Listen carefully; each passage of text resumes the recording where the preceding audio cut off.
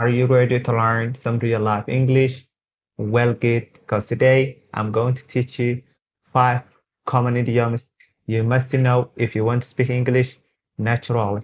Also, I'm going to show you a person who doing those actions so you will never forget and understand it way better. Let's get started. So the first idiom we're gonna learn today is go the extra mile. To go the extra mile means do more than what is expected. So if you used to practice your English 1 hour and you practice English 2 hours, you go the extra mile. Let's make example. My teacher goes the extra mile to help students. My teacher goes the extra mile to help students. Or I go the extra mile when I study English. I go the extra mile when I study English. Let's jump to the next idiom. The next idiom is hold your horses. You know, hold a horse. Hold your horses means wait or be patient. So wait or be patient. If you say hold your horses means wait or be patient. For example, hold your horses, we are not ready yet. Hold your horses, we are not ready yet. So if somebody telling you, calling you out, saying, come on, let's go, we late or something, you can say, hold your horses, we're not ready yet. So that means wait or be patient. Let's make another example. Hold your horses, I'm coming. Hold your horses, I'm coming. Somebody say, hey, come.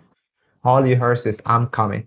Let's jump to the next idiom. The next idiom is pull someone's leg. To pull someone's leg means choke with someone or tease them. So when you choke someone or tease them, you're pulling their leg. For example, I was just pulling your leg.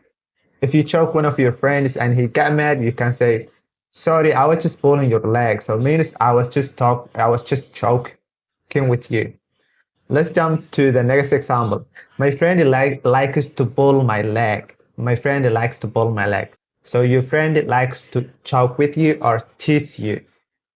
Let's jump to the next idiom. The next idiom is ball. The ball is in your court. The ball is in your court.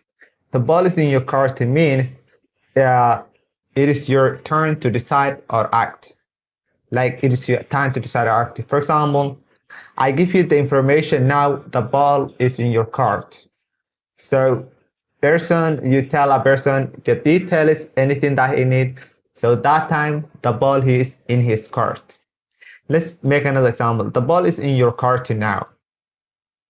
Yeah, you gotta act, you gotta do whatever you gotta do. Let's jump to the last idiom. The last idiom is don't count your chickens before they hack. Don't count your chickens before they hack. So this means don't expect success too early. If you're English learner and you want to become fluent in just 3 months, you're counting your eggs before they hack because you expect them to become a fluent in just 3 months in English. No, that's not make sense.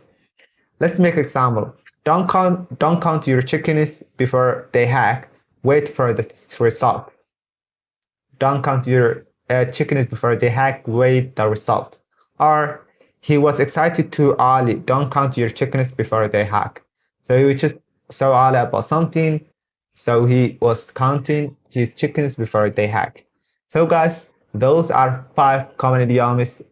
It's very useful, common, and if you use them, you would sound it more natural, and your English would sound it more natural as well. So use them, write down, make them synthesis, try to use your daily conversation, and it really amazing to learn those idioms. For me, this is how I learn English. I just learn from people, make them synthesis, expanding my vocabulary, all the stuff. So just do it the same way and use them. You would sound it very natural. And also, don't forget, I'm English learner. So if I over explain, let me know at the comment your feedback. If I explain well, let me know at the comment your feedback as well. And please hit the like button the video, subscribe to my channel, and join me. I'm gonna teach you English if you don't know English, and if you're better than me English, teach me some idioms, words, phrases, whatever, grammar. Have a good one, guys. See you next video.